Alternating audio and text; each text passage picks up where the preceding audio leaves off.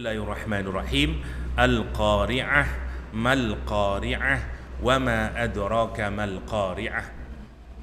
Al-Qari'ah yang pertama adalah min asma'il qiyamah, sebagian dari nama-nama kiamat. Jadi hari kiamat itu di dalam Al-Quranul Karim memiliki banyak nama. At-Tammah, ya, Al-Qiyamah, Az-Zalzalah, Yaumul Ba'as, Yaumul Jaza, dan seterusnya. Al-Qiyamah adalah salah satu dari nama hari kiamat yang disebutkan oleh Allah SWT.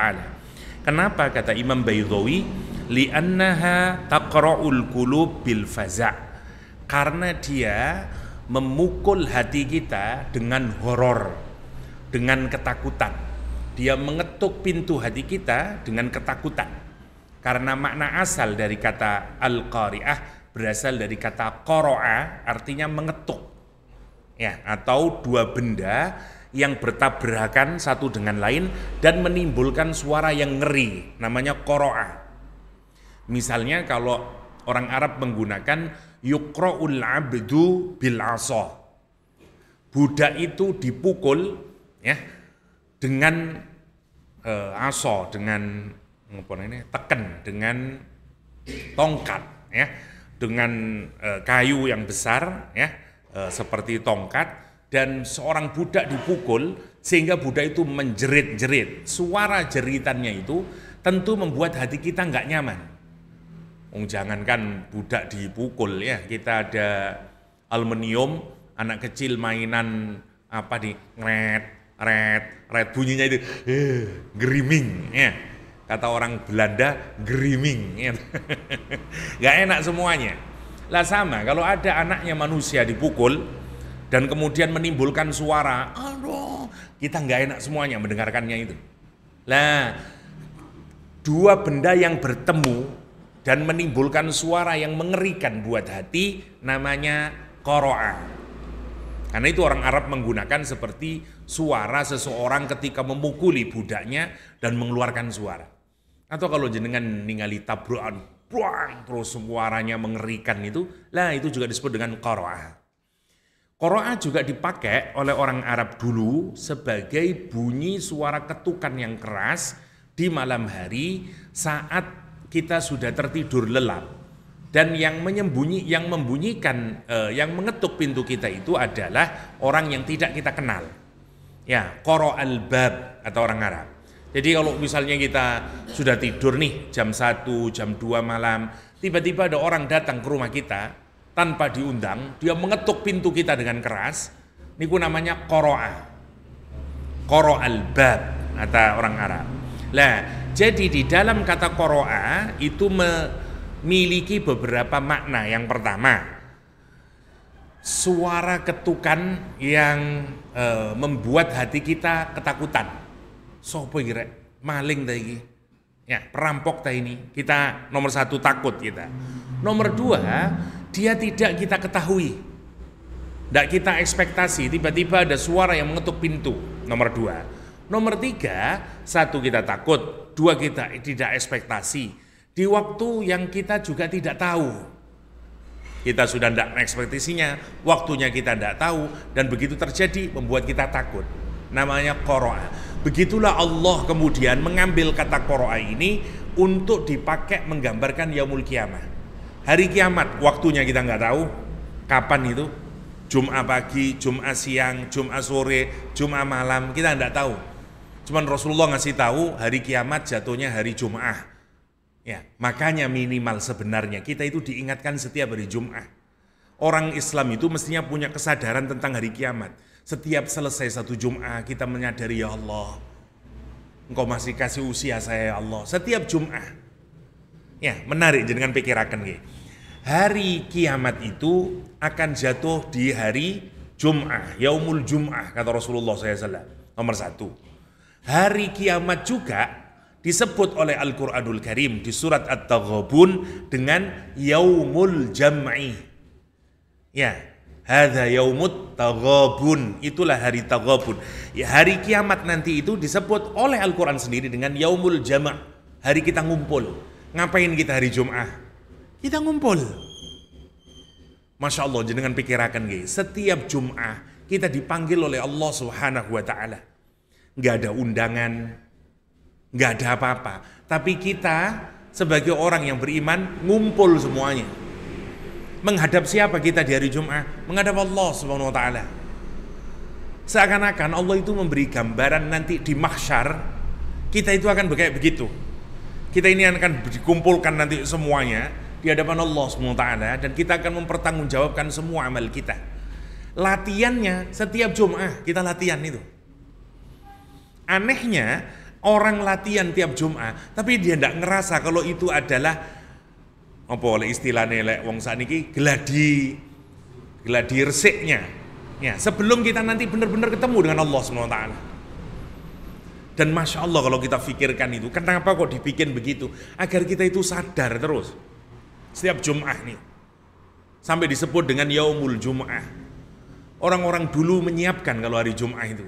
Jangan ingat mbah-mbah zaman dulu itu, jam 11, ada yang jam 10, nunuk-nunuk, pakaian dia yang paling bersih, wangi dia, datang ke masjid. Orang dulu duduk paling depan, baca Quran dia, menunggu khotib naik ke mimbar. Orang sekarang udah enggak. Allahu Akbar, saya durung komat kok. Dan seterusnya. Mentalitasnya sudah enggak ada persiapan untuk bertemu dengan Allah Subhanahu wa taala. Kita itu orang Islam diminta sadar bahwa kita ini akan mati, kita akan bertemu dengan Allah Subhanahu wa taala, dan karena itu mestinya kita persiapan. Kita persiapan per Jum'ah. Ya, Masya Allah. Kayak Syekh Mutawalli, kayak Syekh siapa?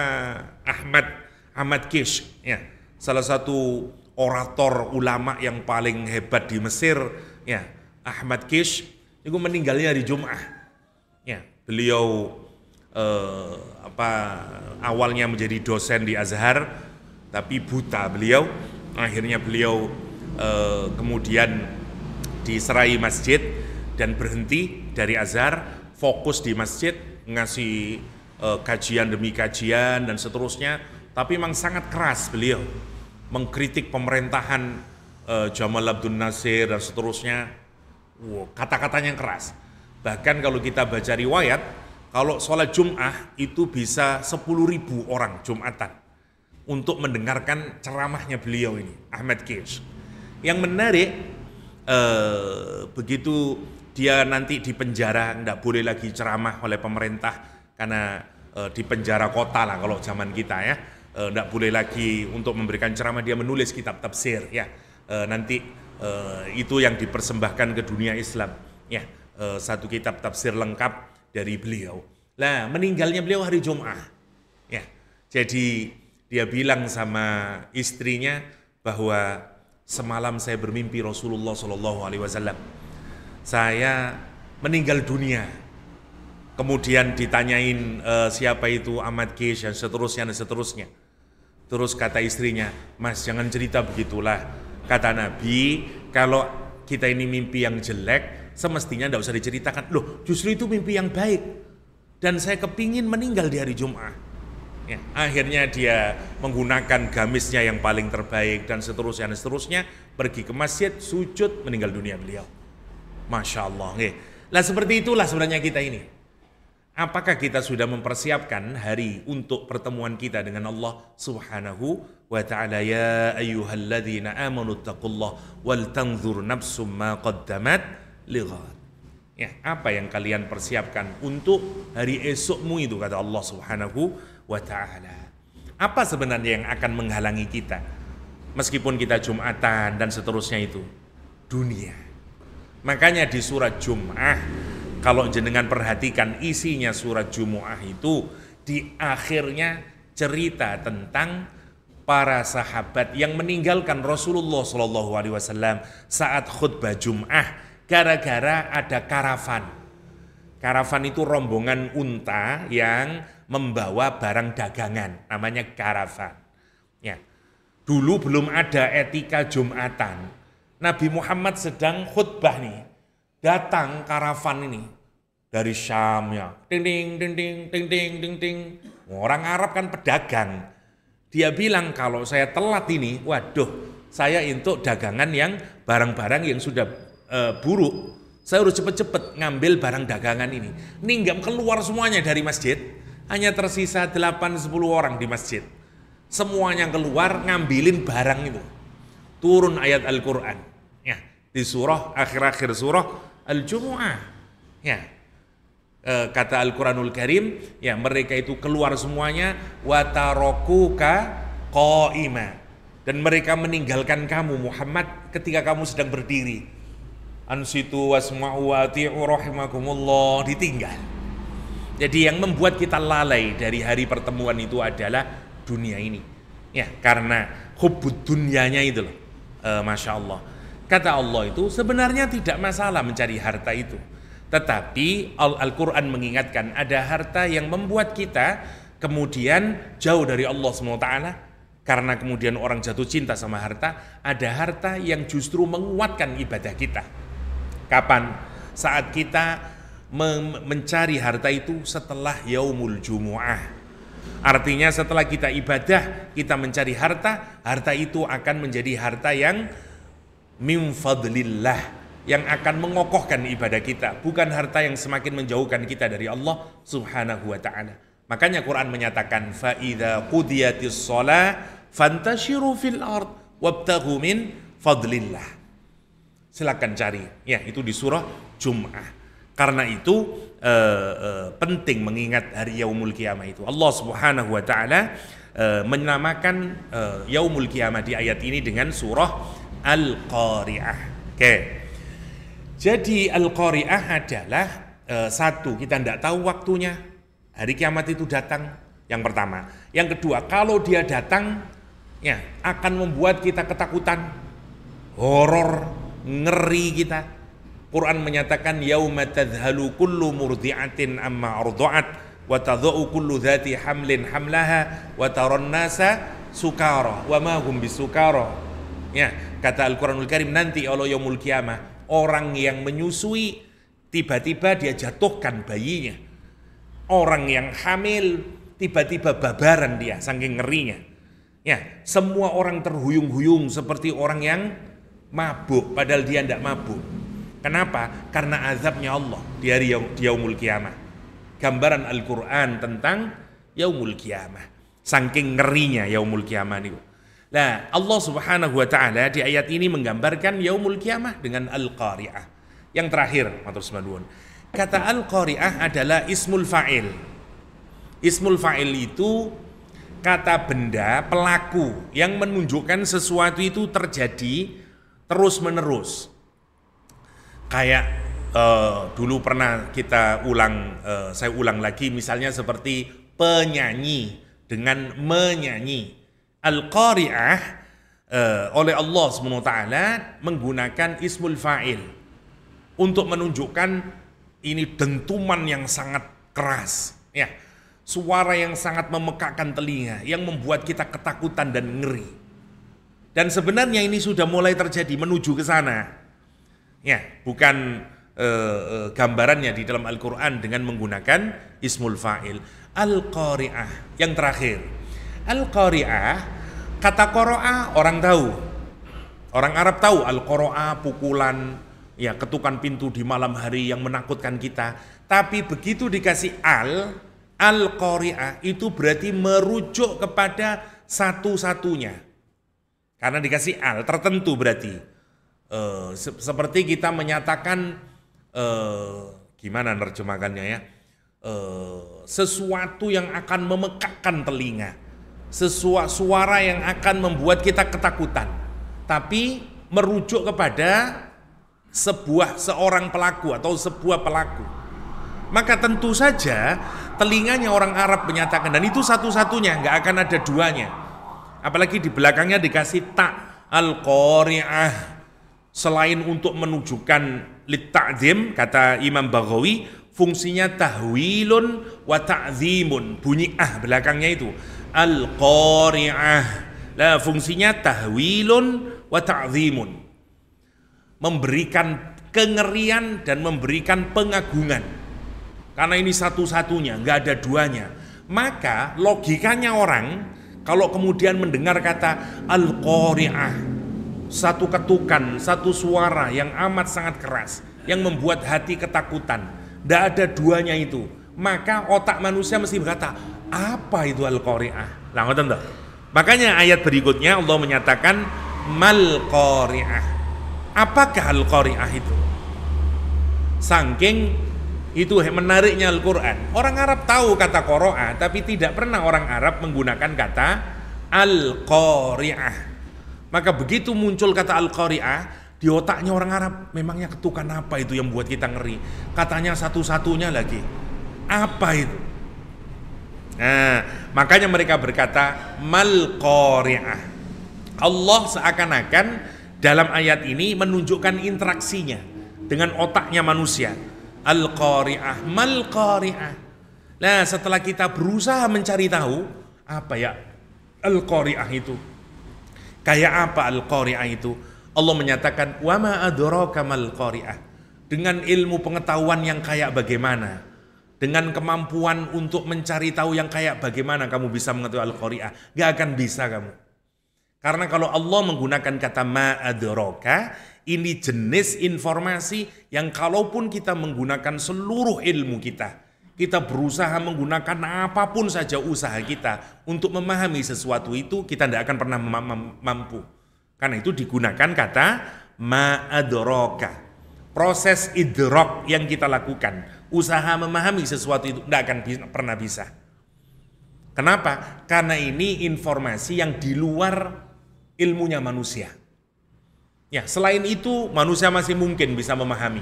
Terus menerus ilmu pengetahuan mencoba memahaminya. Tapi kata Al-Qari'ah, suara yang sangat keras, suara yang nanti akan membuat horor, suara yang membuat kita ngeri, sebagai tanda hancurnya alam semesta ini, kita tidak akan pernah tahu. Karena Quran menyatakan wa ma adraka mal qari'ah. Maka dengan ilmu pengetahuan yang bagaimana, dengan cara apa kamu mengetahui apakah hari kiamat itu? Nggak akan tahu. Apakah Al-Qari'ah itu? Nah, bedanya kalau Allah menggunakan ma adraka, ya, bukan ma yudrika, Allah akan men-spill, dikasih bocorannya. Maknanya apa pengertian dari Al-Qari'ah itu? Apa pengertiannya? Kata Allah SWT, yauma yakunun nasu kal farashil mabthus. Yaum, pada hari itu, Quran tidak menggambarkan makna literalnya qari'ah, tapi menunjukkan suasananya.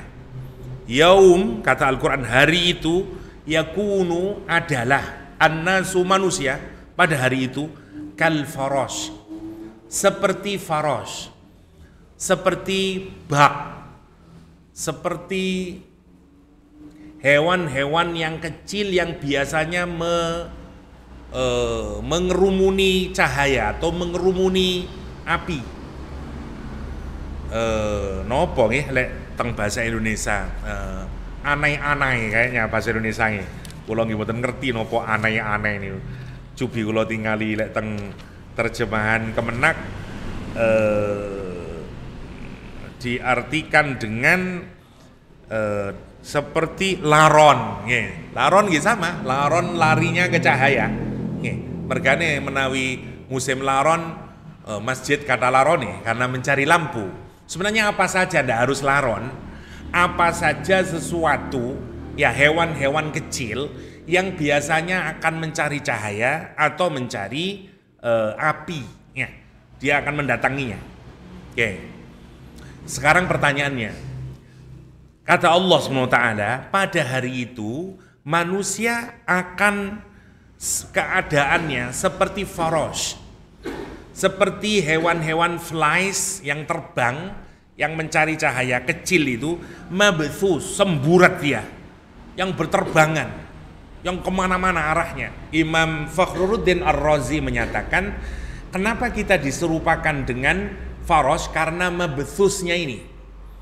Karena kata dia, semua hewan-hewan yang lain itu, atau benda-benda yang lain, ya makhluknya Allah yang lain, kalau dia melakukan menuju satu arah, biasanya mereka cuman hanya bergerak menuju jihatun wahidah, katanya Imam Razi.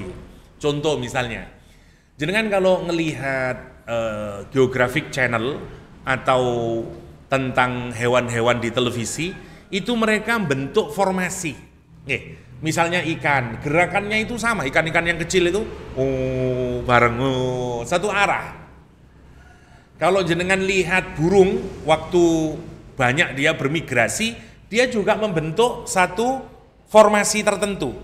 Biasanya seperti huruf V, tapi jelas ya arahnya ke utara semuanya, ke selatan semuanya. Demikian juga hewan-hewan yang lain. Ya, menariknya, apalagi kayak yang besar-besar, kuda, singa, ya, sapi, ya, dan seterusnya. Kalau kita melihat bagaimana sapi, kumpulan kuda-kuda, kumpulan zebra misalnya dikejar sama singa, dia membentuk satu, tetap bergerombol dia, nggak kesana kemari dia, tetap aja satu. Makanya yang paling belakang kemudian bisa ditangkap oleh singanya, dia tidak bergerak ke berbagai arah. Nah, gambaran dari yang bergerak ke seluruh arah adalah al-farash. Jangan kalau ningali laron ke seluruh arah dia, dari utara datang, dari selatan datang, dari kiri kanan semuanya datang. Demikianlah manusia. Saya kasih contoh. Kalau tiba-tiba di sini ini ada suara yang memekakkan telinga, yang membuat kita kemudian ketakutan karena seperti mau roboh ini, kalau tanglet, kemana kita keluar? Ke seluruh arah. Ada yang ke sana, ada yang lewat sana, mungkin ada yang ini didobrak ini, jedor semuanya. Jangan ningali kalau ada gedung kebakaran itu. Ada orang terjun lewat jendela, ada orang yang lewat lift, ada orang yang naik, semua arah kita lakukan. Nah, begitulah kengerian saat itu. Allah menggambarkan kenapa menggunakan kal-farashil mabthuth, karena bingungnya manusia kalau dia dalam keadaan emergensi, dia akan ke seluruh arah. Tidak seperti hewan, bentuk formasi, enggak ada formasinya manusia itu. Kenapa? Karena masing-masing individualis. Begitu kita itu pikiran manusia adalah bagaimana saya menyelamatkan diri.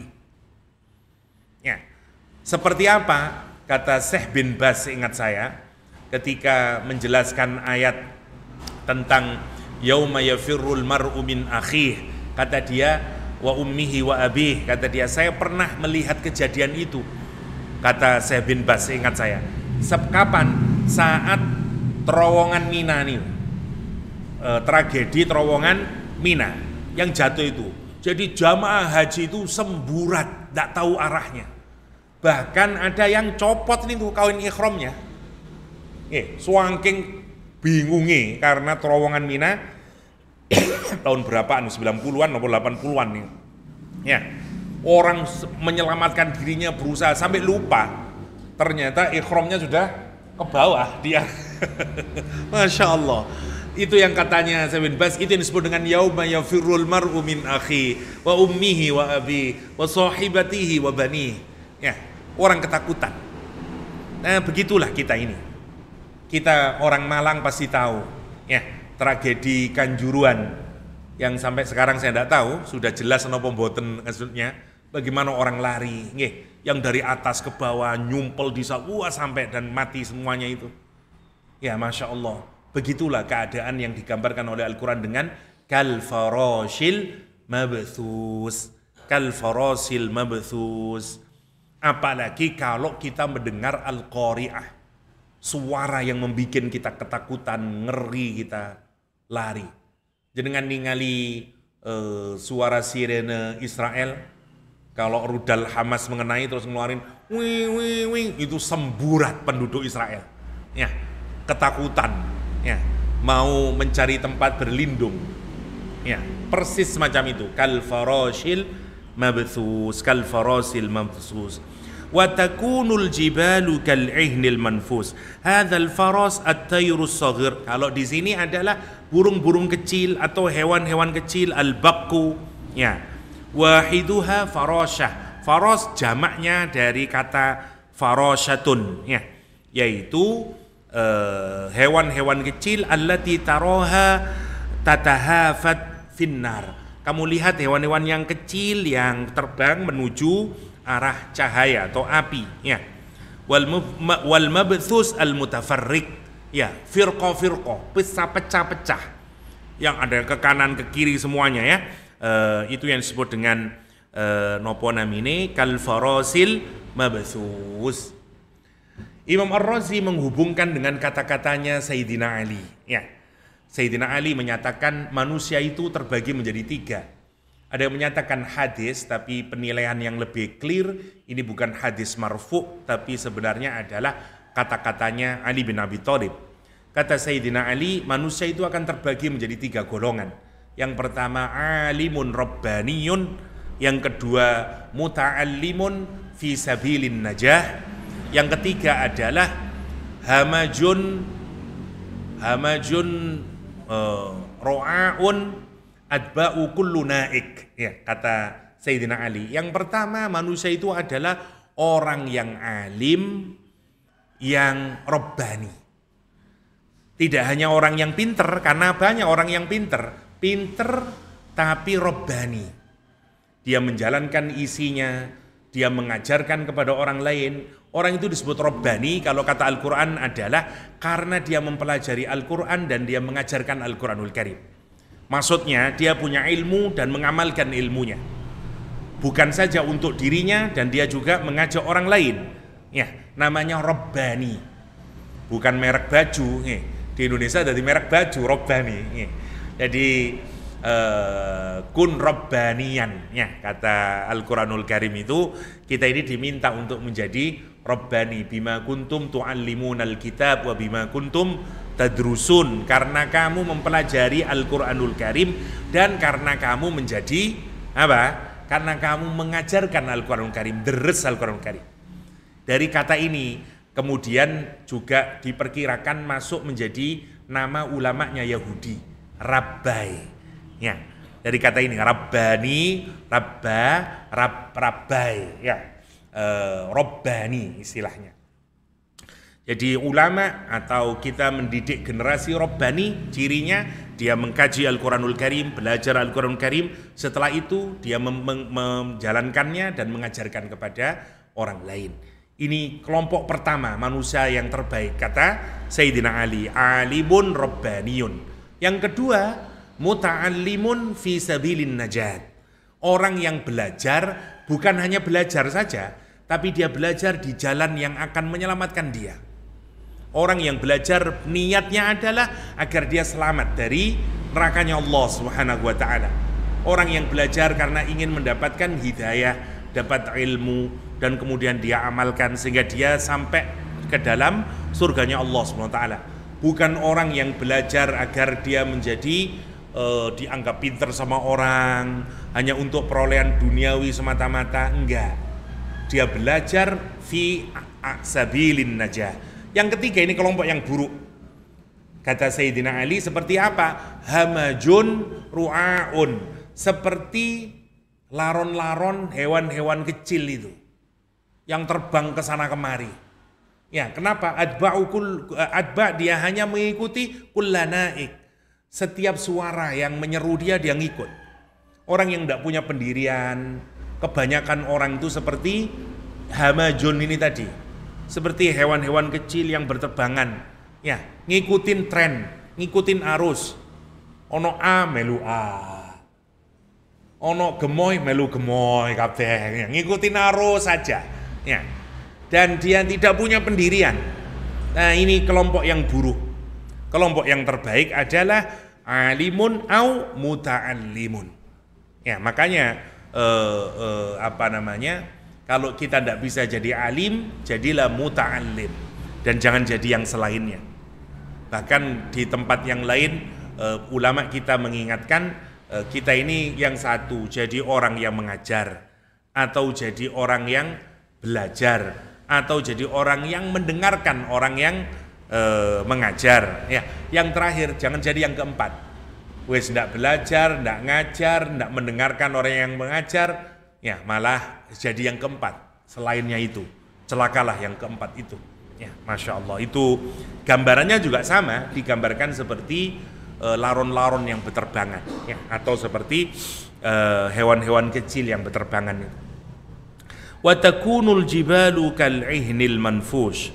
Berikutnya gambaran yang pertama manusia.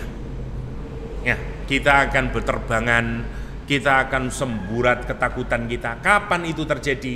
Ketika ditiup sangkakala. Ada 3 kali sangkakala ditiup.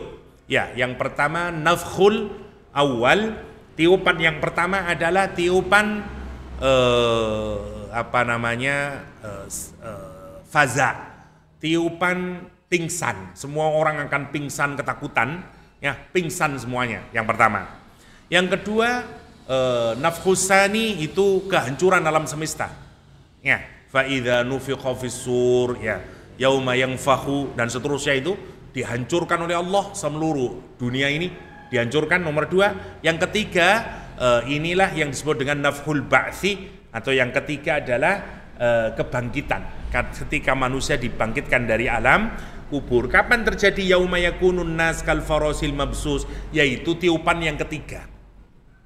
Ada ulama yang mengatakan 2 kali tiupan, yaitu tiupan pertama kerusakan, tiupan yang kedua tiupan kebangkitan. Semua akan keluar dari bumi ini. Seperti yang kemarin kita jelaskan saat kita membahas az-zalzalah, yaitu yauma idzi yasdurun nasu ashtata. Sama sebenarnya ayat ini dengan kalimat yauma yasdurun nasu ashtata. Hari ketika manusia keluar secara bercerai-berai.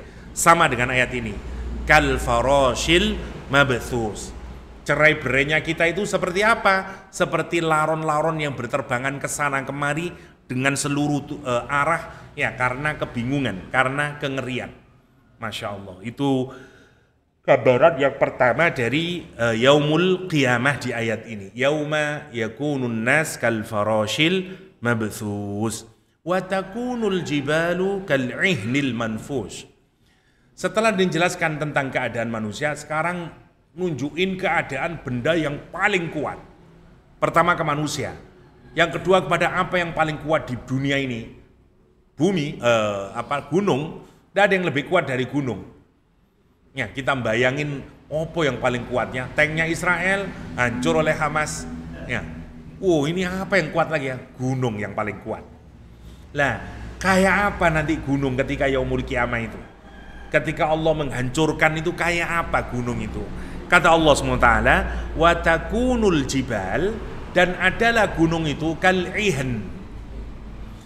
Ihan itu as-suf atau wall, ya, al-alwan yang banyak warna-warninya, seperti kapas, ya, atau kalau kita ini baju kita itu kan awalnya dari kapas, terus ditenun sampai jadi kain gini. Kalau itu kita udari jadi satu-satu dia, lah namanya ihan.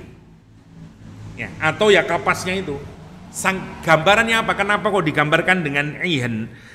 Nomor 1 karena kasufil manduf, ya, seperti suf, seperti kain wol, seperti kapas. Untuk menunjukkan apa? Ringannya itu. Kita ini gambarin wong Indonesia gambari ringan buatan kapas, karena tidak ada kapas di sini. Udah hampir tidak ada kayaknya petani kapas. Saya dulu masih kecil masih ada orang nanam kapas itu. Sekarang kayaknya nggak ada ya, nggak tahu di daerah yang lain. India sana yang banyak kapas. Ya. Nah, dulu orang menggambarkan ringan itu ya kapas. Sekarang keropok, ya. Enteng koyok keropok enggak nih. Atau seperti nopo namine kapuk, nih, kapuk. Ya, dulu pekerjaan sampingan bapak saya bikin kasur ya dari kapuk itu. Jadi saya masih ingat kecil-kecil itu buangin bijinya kapuk itu diginiin, ya. Kelenteng namanya saya ingat saya. Ya, Masya Allah, saya masih ingat ibu saya yang tukang jahiti gini. Makanya saat SD kelas 1, 2 ditanyain, apa pekerjaan ibumu? Dondong-dondong. Karena bikin kasur. Dulu kasur dari kapuk, harus kita PP. Sekarang enggak ada, udah kasur kapuk kayaknya. Masya Allah, ya. Banyak tingginya, saya masih yang orang dulu mesti tahu, anak sekarang nggak tahu udah kapuk. Masya Allah, itu ringan karena kayak kapas. Karena kayak kapas. Nah itu gambarannya. Masya Allah. Bayangkan gunung yang seberat itu, berapa ton gunung itu.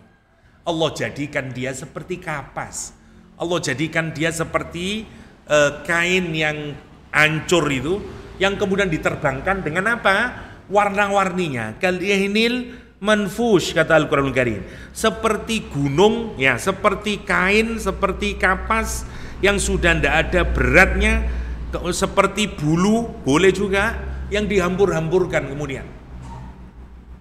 Nah, Imam Fakhruddin Ar-Razi mengartikan dengan kata al-alwan, banyak warna, demikian juga As-Sabuni dalam tafsirnya, karena menggambarkan ternyata yang menarik menurut ilmu pengetahuan, setiap gunung itu memang ternyata punya warna yang beda-beda, tergantung dari kandungan mineralnya.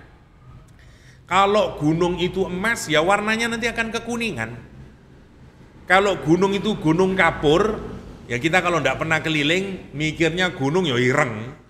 Gunung itu ireng Ustaz, di mana-mana Ustaz, nonton Gunung Arjuna ya ireng. Lah, enggak, kalau jenengan pindah ke Jember sana, ya, di mana daerah itu, gunung kapur di sana. Penghasil kapur putih semuanya. Dan seterusnya. Jadi gunung itu beda-beda. Yang dibor sama Freeport itu emas itu. Masya Allah kalau kita pikirkan. Ngomongnya dulu kontraknya tembaga, ya. Tapi sebenarnya katahan emas itu bang tembaga nih. Aku kurang ajar tuh. Nah, yang jadi Freeport yang enggak tahu berapa kilo ke bawah itu sekarang. Ya, jadi setiap gunung itu akan punya warna yang berbeda-beda. Itu yang disebut dengan kal'ihnil manfush. Dia akan seperti kapas, dia akan seperti bulu, dia seperti benang-benang yang dihambur-hamburkan, warna-warni warnanya. Ya, secara spesifik Imam Ar-Razi dalam tafsirnya dan As-Sabuni dalam Rawaiyul Bayan, ya, di tafsirnya mengatakan begitu. Dia akan punya banyak warna-warni. Jika nanti nonton salah satu upacaranya orang India yang menabur-naburkan berbagai warna, kira-kira nanti kayak begitu. Ada kuningnya, ada merahnya. Bahkan kalau kita ngelihat satu pegunungan di Turki atau di Cina itu, yang bisa kayak pelangi, gitu. Masya Allah. Gunung itu bisa macam-macam. Belerang. Ya, jadi ya belerang nanti. Lah, semburatnya kayak begitu. Allah untuk menanyakan sesuatu yang sangat berat saja, nanti begitu ringannya oleh Allah. Dihancurkannya itu. Kita kalau ngelihat gitu betapa ngerinya kita, ya. Betapa ngerinya. Fa'am wa takunul jibalu kal'ihnil manfus. Fa'amma man thakulat mawazinuh fahuwa fi 'ishatin radiyah. Fa'amma, maka adapun man, orang, thakulat yang berat. Kita sudah pernah membahas kata mithqal kemarin, mithqala dzarratin khairan yarah. Siapa yang timbangannya berat sampai abot nih, sampai kalau orang tidak mampu lagi membawanya saking katai, apanya? Mawazinuhu, timbangannya. Mawazin jamak dari kata mizan. Para ulama mengartikan banyak. Mizan makna yang pertama adalah timbangannya cuma satu, cuman saking banyaknya timbangannya. Ada yang menyatakan enggak, timbangannya itu yang dimaksud adalah tikelannya itu. Jadi kan kalau sekarang ada sekilo, 2 kilo, 5 kilo, 1 gram. Lah nanti semua amal itu ada timbangannya. Kita kalau nimbang hari ini, ya kalau pakai kiloan enggak ada yang kurang dari 1 gram. Jadi dengan beli tuku gulone setengah gram, enggak bisa. Sana ke toko emas sana kalau mau yang lebih kecil. Atau ke tukang roti, lah gitu. Wonten sedikit kecil lagi. Tapi kurang dari setengah gram gitu, 0,1 gram. Di bawah itu nggak ada lagi, mau pakai apa dengan ngukurnya? Alah Ustadz, sudah ada lah. Kita sudah tidak punya lagi yang lebih kecil. Tidak yaumul kiamah. Amal sekecil apapun wonten timbangannya. Nggih. Entah itu 0,0000001 gram katakanlah, wonten timbangannya. Itu yang disebut dengan hatta khainatal a'yun. Ya, sampai khianatnya matamu semuanya ditimbang oleh Allah. Ini orang timbangannya berat karena banyaknya amalnya. Masya Allah. Ya, sebagaimana Abdullah bin Mas'ud, ya, yang kakinya saja kata Rasulullah, betisnya Abdullah bin Mas'ud itu lebih berat dari gunung Uhud kata Rasulullah. Wah, bote nih. Fa amma man sakulat mawazinu fahuwa, maka orang tersebut fi 'ishatin radiyah. Dia berada di dalam untuk menggambarkan tidak ada satupun dari hidupnya yang tidak senang, karena dia berada di dalamnya, ibaratnya. Ya, jadi tidak ada satu celah pun dari kehidupannya sing boten membahagiakan. Di dalam apa dia? Aisyah. Kehidupan dalam bahasa Arab biasanya disebut dengan hayat. Ini kenapa kok tidak begini? Fi hayatin radiyah. Tapi kok fi aisyatin radiyah. Hayat, kehidupan yang di dalamnya ada senang, ada duka. Ada bahagia, ada derita. Makanya hidup di dunia disebut dengan hayat. Hayatud dunya. Kenapa? Boten wonten wong seneng tok teng donya niki. Ada sedihnya, ada bahagianya, ada laparnya, ada kenyangnya, ada tertawanya, ada tangisannya, namanya hayat. Kalau kehidupan itu sempurna, gak ada tangisannya, namanya bukan hayat, hayawan. Ya. Wa innal akhirata hiya wa innad daral akhirah lahiyal hayawan, kata Al-Qur'anul Karim. Ya, hayawan negeri akhirat itu, atau istilah yang lain kalau tidak menyebut hayawan adalah aisyah. Aisyah adalah kehidupan yang gak ada sedihnya. Seneng terus namanya aish. Karena itu kata Rasulullah SAW, meskipun ini Aisyah bentuknya masdar tapi maknanya Aisyun. Ya, kata Rasulullah waktu membuat parit di perang Khandaq, ya, kata Rasulullah untuk menggelorakan semangatnya para sahabat, Rasul membaca syair. Apa kata Rasulullah SAW? Innamal aish aisyul akhirah. Sesungguhnya kehidupan itu adalah kehidupan akhirat. Sekarang ini bukan kehidupan sejati. Kehidupan sejati itu nanti di akhirat, kata Rasulullah. Innal aish aisyul akhirah. Jadi kehidupan sing seneng terus, ya ndak ada suka, ndak ada dukanya, namanya aisyah. Lah orang kalau timbangannya berat, apa kata Allah? Fi aisyatin radiyah. Dia dalam kehidupan yang seneng terus, belum selesai. Radiyah. Penuh keridhaan, penuh kepuasan. Radiyah itu puncak dari kebahagiaan seseorang saat seseorang sudah tidak punya lagi keinginan. Namanya radiyah. Nggih, sanes radiyah tukang pecel niku, radiyah lek niku nggih, wong Madura lek niku nggih. Wonten orang napa namine Palestina namanya radiyah. Dia dulu rumahnya di Palestina tentu saja, tapi kemudian begitu tahun 48 ya, pertama kali orang Israel mendirikan negara Israel, rumah-rumahnya orang Palestina itu kan diambilin ya, dikeluarkan orangnya, diusir sana, dan 70.000 seingat saya ya, semuanya dikeluarkan, 700 kalau saya tidak keliru, dikeluarkan semuanya dari rumahnya ya, karena rumahnya diambilin. Lah Radiyah yang masih kecil itu disembunyikan sama orang tuanya, dan dia melihat di rumahnya itu anak kecil dibunuh ya, dipukulin segala macam, dia melihat semuanya. Kemudian dibikin film tahun 2001, tapi judulnya mboten Radiyah, namanya diganti Farhah. Nah ini salah satu film bagus, jangan kalau mau nonton, tonton film ini. Dikritik oleh banyak orang Israel agar tidak diputar lagi di Netflix dan seterusnya, karena film ini menceritakan kekejamannya Israel dulu tahun 1948, hanya dari satu keluarga, Danio terus seluruhnya. Ini film berangkat dari kisah nyata, aslinya namanya orangnya Radiyah, tapi filmnya judulnya Farhah. Ya, diganti namanya Farhah. Kalau wonten waktu senggang tonton film ini. Tuh kok nontonnya teng pundi? Ya, masnya tahu cara ngeleki filmnya. Satu film yang bagus untuk melihat kekejamannya orang Israel. Banyak orang Israel yang menentang film ini agar tidak ditayangkan lagi. Farhah. Oke. Fa amma man sakulat mawazinuhu fahuwa fi 'ishatin radiyah. Tidak ada dukanya, sampai tidak ada permintaan lagi. Jenengan boten sakit bayangaken satu kehidupan yang kita sudah tidak punya keinginan, nggak ada. Di dunia ini seenak-enaknya kita hidup masih punya keinginan. Dan yo kalau saya punya lagi, apalagi kalau saya punya, dan terus.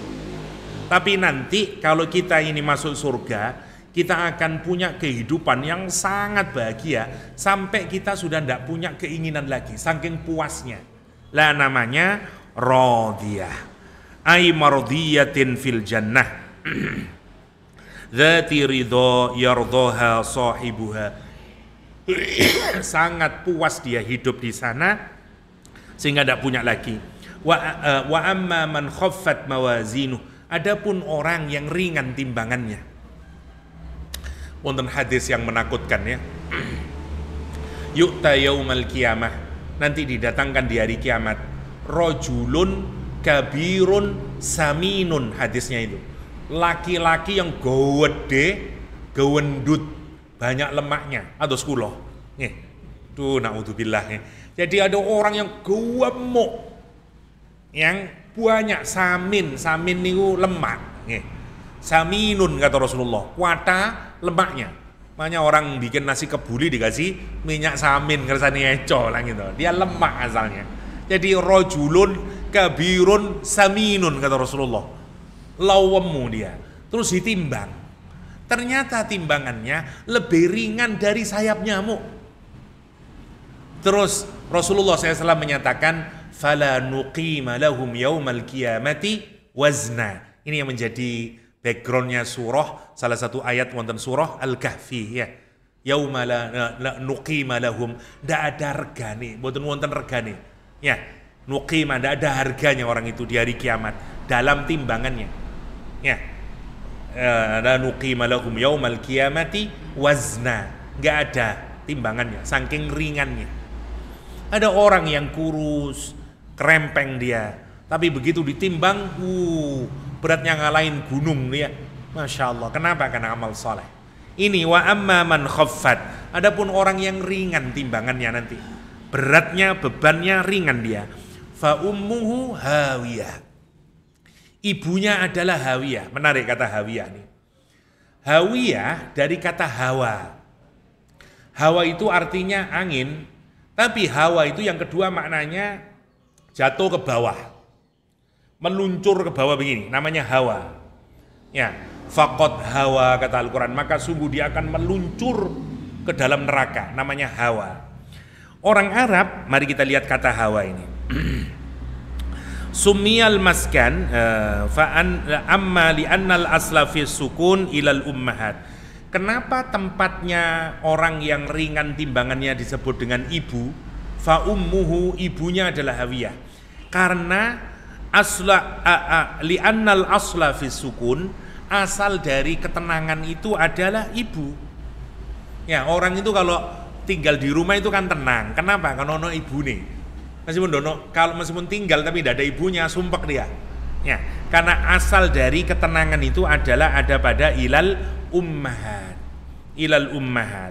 Jadi, kenapa kok disebut ibu? Orang Arab itu siapa saja sebenarnya, bukan hanya orang Arab. Kita ini saja kalau mendengar kata ibu, tentrem mati. Lek krungu ibu itu wah mati mole, disayang, dipeluk, di macam-macam, namanya ibu. Ya, namanya ibu. Bahagia, makanya kita punya tradisi mudik.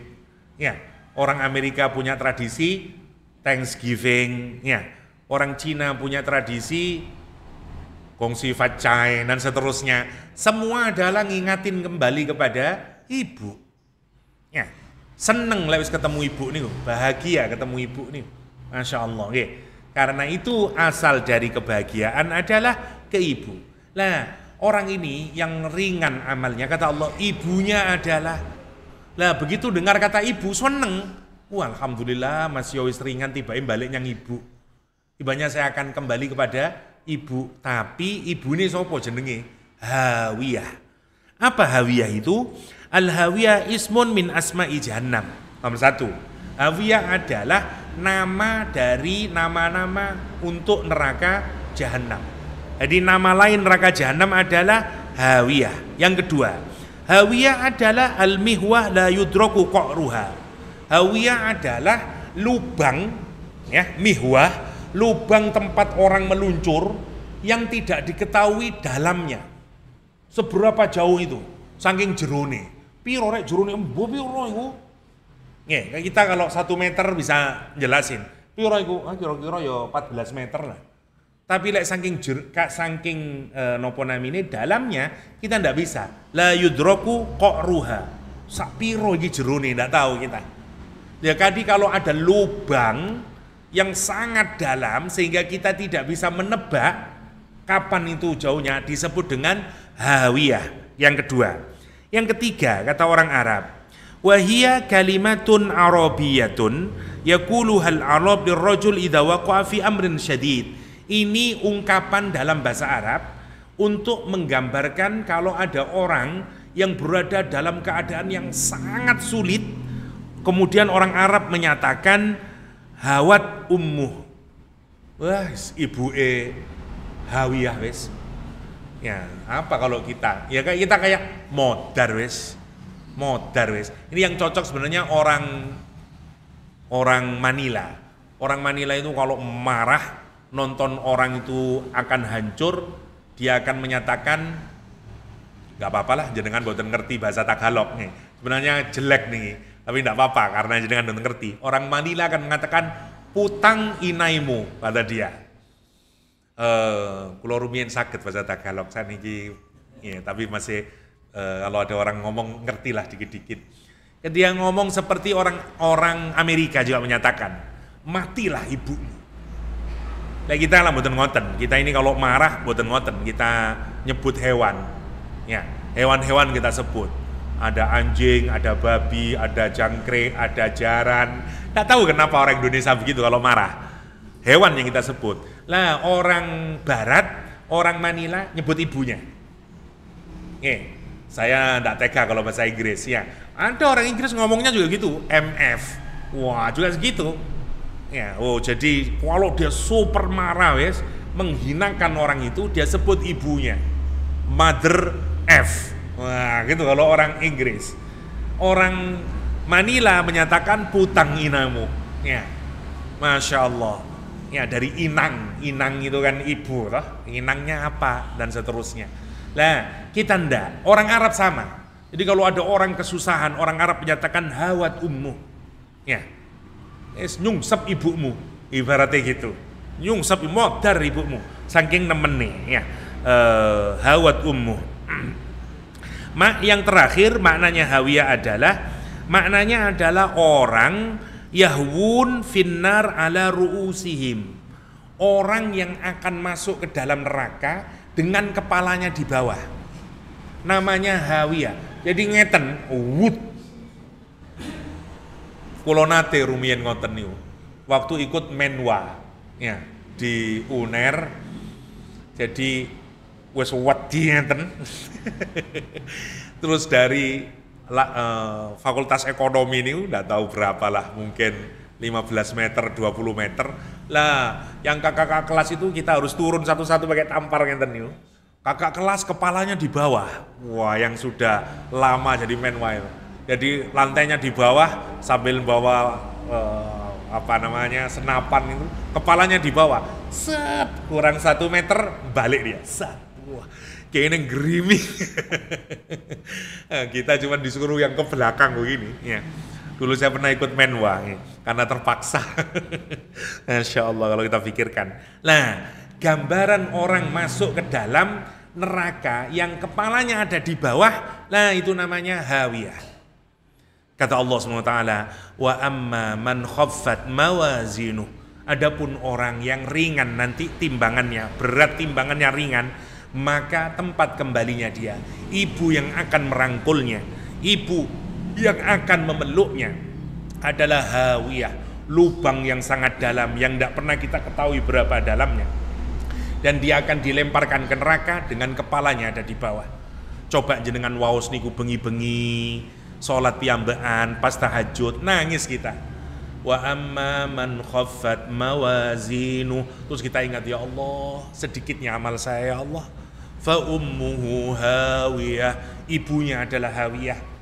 Nanti jauhkan saya ya Allah, nggih, jero ati. Nanti kita menyatakan Allahumma ajirna minan nar. Jauhkan kami dari neraka ya Allah. Yang jatuh kepalanya dulu. Fa ummuhu hawiyah. Wa ma adraka ma hiya. Kata Al-Quran, tahukah kamu apakah hawiyah itu? Ya, kalimatnya sampai dikasih belakang hiya. Awalnya hiya, ndak ada tak, ndak ada haknya belakangnya itu. Itu untuk apa? Untuk mengmagnifying. Untuk seperti kita wede loh ibu, wede itu. Hawiyah. Ya, wa ma adraka ma hiya. Tahukah kamu apakah hawiyah itu? Allah pungkasi ayat ini dengan menyatakan narun hamiyah. Narun hamiyah. Ya. Wa asluha ma hiya adkhalal ha fiha lil waqfi wal istirahah. Kata Imam Baidawi, kenapa ditambahi hak? Haknya ini hak untuk berhenti dan istirahat. Seperti orang kalau berhenti, nah ngoten niku. Wa ma hiya, berhenti kemudian. Itu hak lil waqfi wal istirahah kata Imam Baidawi. Ya, untuk menggambarkan lelahnya, capeknya dan seterusnya. Summa fassaraha, kemudian Quran menafsirinya dengan menyatakan narun hamiyah, api yang bergolak-golak. Hamiyah itu yang sangat panas, yang saat api itu bergolak-golak.